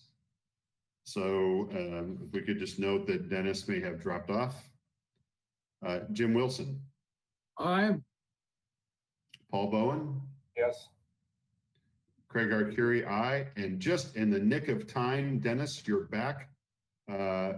Did you hear me read the motion? Do you need me to read it again? Dennis, can you unmute? Are you there? I see that technology frustrated look on Dennis's face. Dennis, are you there? Oh, I love that look. All the Zoom calls I have every day, how much joy this is. Dennis, looks like he's going to try dialing in. So just for the, Dennis, are you there? Yeah, I'm back. Sorry. That's okay. No problem. No problem. We were enjoying poking fun at you in the meantime. I can see that. Do you need me to read that motion, Dennis? No, I have it right here in front of me. And have we voted on, have we, anyone made a motion yet? Everybody proceed. So Dennis, was that a yay or a nay? That's a yay. Fantastic. Paul, did we get to you? Did I get to you? No, did I skip Jim? No. You got to me and it was a yay. Okay, right. So I got out of order there because of Dennis's technical difficulties. Yeah. And Craig Arcuri is a yay as well. And last but not least, item number 11, the presentation on the estimated timeline related to the update of SBA minimum standards document flight instruction. And I think that probably means regarding flight instruction, but I think we have the idea. So go ahead, whoever's going to make that presentation.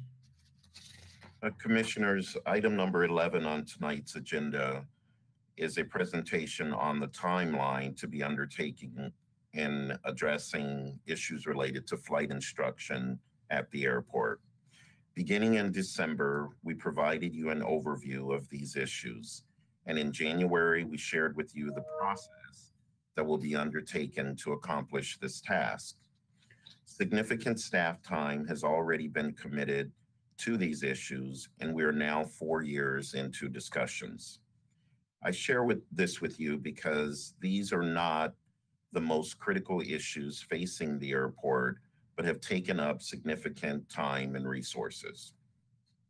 With this in mind, the current process will provide proposed changes to the airport's minimum standards, and those proposed changes will come before the commission and move on to the City Council in the next few months. Staff will walk you through the process the entire way, but you're encouraged to reach out to me directly should you have any questions along the way. And with that, Aaron Keller will provide our presentation for this evening. Henry, thank you for, I appreciate that. Commission, pleasure to see you as always. As Henry alluded to, and given the past history on this topic, you can tell we are taking a very calculated approach as to how we entertain these updates. There's been much conversation with the FAA, legal counsel, consultants, and other industry partners as to what are the best practices. So with that being said, I just want to ensure that you are being kept apprised of all of our efforts here, and that is what the presentation tonight is intended to provide you. So next slide, please. So again, out of myself, again, we want to be very calculated in this approach. We understand the importance of this. We understand the importance to the city and to the airport, but ultimately we must obtain compliance. You've heard me month after month state those terms. That is our objective here. Second objective, stakeholder awareness of what's going on. Allow stakeholders to comment if there's any type of feedback that we should hear along the way. If there's feedback that you think that we should hear, we certainly want to hear that to make sure that we have a successful outcome in the end. Ultimately, we're 4 years into this, and we must come to a conclusion. So what are we looking for in the end? We want to have full FAA support of all of our changes. We want to have compliance, and we need to remove the roadblocks and hindrances that are making it or slowing our progress. Let's put it in that manner. Ultimately, we just need to get through this. 4 years is 4 years too long, and I think we would all agree that Aaron Keller giving commission monthly updates on minimum standards needs to come to an end. So with that being said, next slide, please. So again, what are we talking about? We're talking about 3 competing business structures on the airport. And those are flying clubs, flight schools, and independent flight instructors. While it might seem that as we lay this out, they may not be competing, what our audits have found is there is some level of competition that is hindering one or the other type of business structure. So I just want to be very clear about what the problem is that we're talking about today.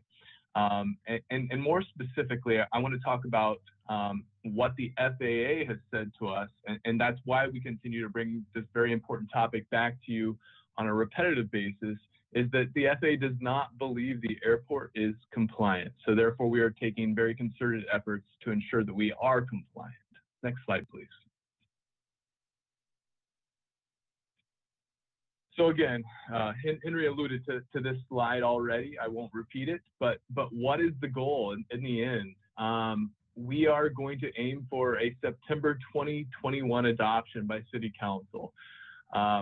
We need to have an end game in mind, and given some conversations that have occurred with entities on the airfield, we feel September is achievable from a staff component, but it's also important from a legal component. So that is our goal. That's what we will strive to achieve, and we will take any comments along the way to ensure that we can make that goal. Next slide, please. So we talked previously about process, and what I did in this slide was I basically put dates. Commissioner Reed had inquired in the last commission meeting about exact timelines, and that's what we've tried to outline for you tonight. So we anticipate there will be a task force. What exactly is a task force, you may ask? We see this being the multiple stakeholders that have a key relationship in the business structures that I've previously identified. It may include others, but I don't want to get into the weeds on that tonight. That's not the intention, but we intend to kick that off in April. Again, looking for our September goal of compliance, we need to move swiftly. The next stage being what we've already done before is a public workshop in the month of May 2021 is what we're looking at. This will very likely be led by our retained consultancy firm that has facilitated this in the past. We still have a great deal of trust in not only the individual that led that, but that firm itself, very well respected. So once that task force has established what exactly it is that we would like to recommend, we will then take that into a public workshop to have further conversations. Following that, in June, we will take all of the comments from the task force, the public workshop, and we will simply update the draft minimum standards. And I say simply update it. That's not quite a fair representation, because there will be a lot of work that goes into that from all parties. So with that being said, the following phase, as we've been very transparent about our process all along, would be to present that document for public comment with Ms. Doss's expertise on the website, similar to what we shared with the forms that we were talking about earlier for the taxiway update. We'll look for public comment and encourage public comment for any feedback that may help us assess where we go into the month of August. Next slide, please. So that's where Airport Commission comes back into the mix. We will bring back to you a recommendation with what we anticipate to be the best set of minimum standards that Santa Barbara Airport can provide for the airport's compliance, for the users of the airport, and for everyone. And then finally, as an advisory board, we will look for your recommendation to take that to City Council for final adoption in the month of September. And again, that month of September is a very critical timeline for us, and that is our objective. So barring another pandemic or something of that nature, I don't foresee this timeline changing. Next slide, please. And with that, we'll open it up to questions. Appreciate your patience in hearing me out every month, and thank you very much. Thanks, Aaron. Mo, can you confirm on that? I'm sorry to be back up here, but I got a little out of sequence as we were waiting for Dennis. Can you confirm that all commission members voted on item number 10? Yes, confirmed. Everyone voted and everyone voted yay. Okay, thank you very much. You're welcome. All right, Mo, can you ask the public if they would like to make any comment on Aaron's presentation? Members of the public, if you would use your raised hand icon to let me know that you are interested in making comment on this presentation, please do so. Chair Curry, we have at least one and possibly two. There's a question mark next to Joseph Moore. It looks like Justin Robertson has raised his hand, and so has Vince Merstick. Okay, whatever order you'd like to take them in, Mo. Okay, let me get to where I need to get. Okay, Justin, if you would unmute your mic. Good evening, commissioners.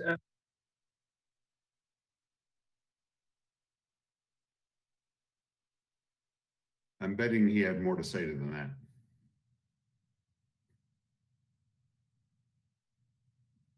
Mr. Robertson, if you can hear me, you are unmuted on my system.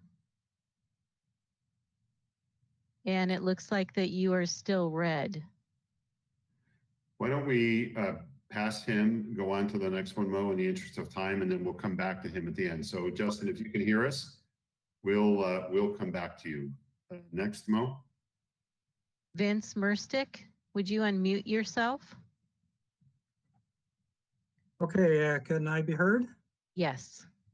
I'd like to make two comments. The first one is this idea of, quote, updating the minimum standards document. I'd like to remind everybody here, and I hope you take this comment seriously, is that the present minimum standards for Santa Barbara is fully compliant with the FAA regulations, contrary to what we were just told. It does not need to be updated. The simple fact is that this action has been initiated as a result of a prolonged and very aggressive attempt by one local flying school, Above All Aviation, to suppress competitive businesses. Specifically, Above All is attempting to get the city to impose regulations which would give significant advantage over potential competitors. This advantage is not only without merit, it imposes unjustified economic harm on the Santa Barbara community. The minimum standards as it is now does not need to be updated. What is needed is for the airport administration to appropriately reject the unconscionable effort by Above All Aviation to increase its revenue by limiting competition from independent contractors.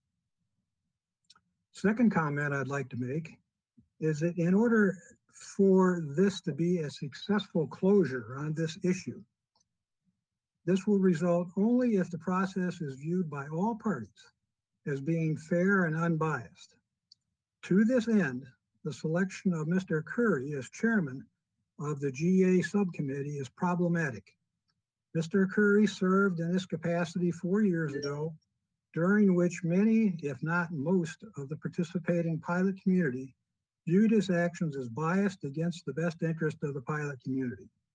Most recently, he has, with little discussion, appointed himself to be chairman of the GA subcommittee, where he has considerable influence over the proceedings and outcome of the meetings. It is important to note that Mr. Curry was once the owner of Above All Aviation, the flying school initiating the issue. As such, his eagerness to assume this position again does not instill community confidence in the fairness of this process. A successful and long-lasting closure of this issue will likely result only when the leadership is viewed by all parties as free of any political or any potential conflict of interest. Thank you for listening. Thank you, Vince. And Mo, do we have Joe Moore up? We do, Mr. Moore. Would you unmute your mic and you can begin speaking?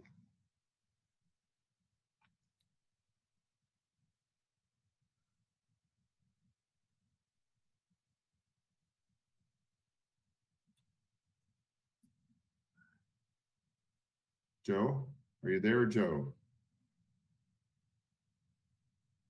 Mo, is Justin still with us? Justin is on, but it looks like his mic is red and I have a red thing saying he's offline.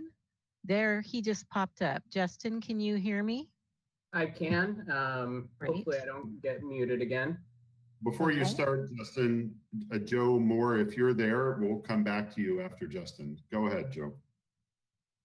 Well, this is Justin, but I'll just go Sorry, ahead. Go ahead, Justin. I'm sorry, go ahead. Good evening, commissioners. I just wanted to touch on two quick things. Mr. Keller keeps mentioning the FAA thinks we're out of compliance. I'd very much appreciate if that communication was made available to the public for review, because many in the public don't understand how we are out of compliance. So I think sharing that communication would be really helpful. If we understand what's going on, we can be a lot more helpful to resolving these problems. The community wants to be of service. We want to help out. We want to make things work. And giving us the knowledge and the background communication is really going to be a benefit to everybody. And then also, Mr. Keller, no questions, but you said you're not going to get in the weeds of the task force. However, the task force is commencing next month by your timeline. It would be really nice to get into the weeds of that task force. I know that we would like a seat at that table. It's very important to us. We are one of the flight clubs. So if the commissioners have time to ask that question, I'd very much like to understand that process and find out how the public gets involved there. Thank you guys very much for your time. All right, thanks, Justin. And Joe Moore, are you on the air?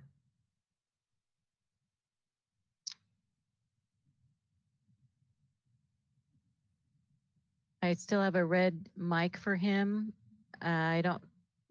He's unmuted on our end. And Okay. it looks like he's offline. Okay, well, hopefully that's just a computer offline. All righty, then we'll move on to the commissioners. And starting with Carl, questions or comments? No questions. The only comment I would say is that given that time frame, obviously Aaron needs to communicate the task force members, et cetera, as very quickly. Okay, thank you, Carl. Carol. No questions. Cassandra. Yeah, I'd like to touch on what the public had mentioned. In general, I really appreciate you outlining the timeline. It's really helpful. But would like to know just a quick synopsis of what we're expecting this coming month, if you would be open to that. So just to be kind of, if you don't mind me rephrasing the question, what can we expect in the coming month? Was that the question specifically? Yes. So in the month of April is when we envision that this task force will be grouped together, and we will be able to provide some recommendations for how we conduct commercial operations on the airport. Okay. Thank you. Dennis. No questions. Jim. No questions. Paul.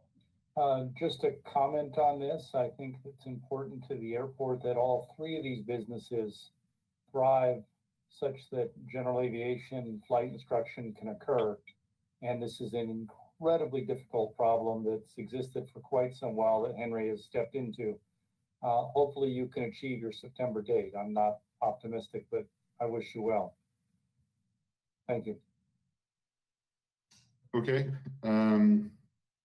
Yeah, I mean, given that this was a discussion of the timeline, you know, September seems a long way away, but there's a bunch of steps to do. So at least we have a date. We have a goal for an end date. And I, for one, am confident that we're going to work hard to stick with that. So I'll look forward to what comes in the future. And I'm grateful there's an end date. So I don't have any questions, but given that I'm the last person here to talk, I'll just acknowledge that nobody on the airport staff is under less stress. I'm pretty sure I'm correct on that, Henry, during the COVID virus. Running an airport is a piece of cake, right? And under normal conditions, it's not a piece of cake. Under COVID and budget and all the things you've had to deal with, and staff members who I'm sure have been affected by this, you know, you hear us say multiple times that we appreciate your efforts. Yeah, but you're going to hear it again. Please communicate to your staff that we're very grateful, and on behalf of the Santa Barbara community and the people who use the airport, we're very, very grateful at the hard work that you all do to keep the airport running under these conditions. And with that, I will adjourn. Chair Arcuri. Yes. I believe Joseph Moore is able to speak now. It looks like his mic is green. If you want to take more public comment. I don't think Tava would probably slap my hand. So, Joe, it looks like you might get the last word here. Craig, I really appreciate it. Thanks, everybody. It took me a couple different means of communication to attempt to finally get through to you guys, but I'm so happy I could. First, I just want to say I applaud the city at finally seeming to have a plan in place that I would say reflects the public's outreach over the last 4 years. We just want to have a seat at the table and discuss this openly, which hasn't seemed to happen, at least since Hazel left. But I'd also like to press Aaron a little bit more on the fact that it seems the line of the administration is that the minimum standards as they're written now are out of compliance, which like others have said, has not been communicated publicly. The last letter that's posted on the website from November of 2019 was actually a letter that Aaron himself drafted and sent to George Aiken to have him put his signature on, and I'm guessing hopes to validate the airport's position. This was found through a FOIA request. And so I would just appreciate it, and I know others in the community would appreciate the transparency, since you seem to be claiming that that's the effort you guys are putting in, is that you want to be transparent, is that we'd like to see where the FAA is saying that the minimum standards as they're written are out of compliance. It seems like, since there's been so much communication between the city and the FAA on this matter, it would be a very easy thing to produce. And I think it would alleviate a lot of our concerns that this is kind of maybe more so a waste of the airport's time, but the waste of everybody's time in pursuing changes to the minimum standards when maybe that's not necessary. So I, you know, like usual, I don't expect any sort of response to my comments. However, I appreciate the time, and I'm glad I could squeeze in here at the end of this St. Patty's Day Commission meeting. And congratulations, Angie, on your new position. So good evening. Thanks, Joe. I just remind everybody the next Airport Commission meeting is currently scheduled for April 21st, 2021 at 6 p.m. And with that, we are adjourned. Good night.